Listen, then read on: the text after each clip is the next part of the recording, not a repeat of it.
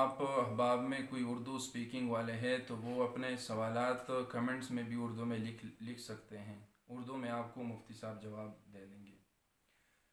मुफ्ती साहब परुन यो सवाल पाते शो उमर अली साहब दा सवाल कड़ो परुन چې آیا که چرته یو کس داسي چې په هغه باندې سجده سهو واجب شوي او هغه په آخري رکعت کې د هغه نه هغه سجده سهو هیر شوله او هغه بیا سلام وګرځاو او سجده سهو ته یاد نه شوله او بیا د سلام نه بعد دته سجده سهو یاد شوه، نو آیا دی به دا مونځ واپس کوي که نه سجده سهو به کوي؟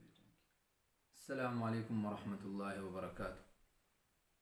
سوال دا دی چې یو کس مونځ شروع کو په هغې کې داسې یو عمل د هغه نه وشو چې په هغه باندې سجده سهو لازم شوه. اخیره کې چې کله هغه سلام ګرځاو نو سلام یې مکمل دواړه طرفونو ته وګرځولو او سجده سهو یې ونه کړله. آیا د ده وروسته که رایاد شي نو دی بیا سجده سهو کولی شي او که نشي کولی؟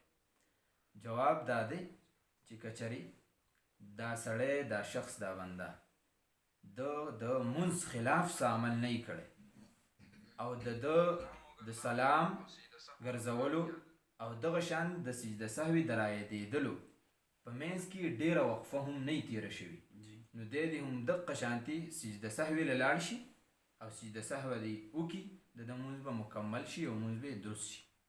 خو که چرې د سلام ګرځولو نه بعد د مونځ خلاف څه عمل وکړو، چاته یې آواز وکړو، خبرې وکړې، وخت پکې ډېر تېر شو، پاسېد د خپل ځای نه، نو بیا د ده دغه مونځ مات شوی دی.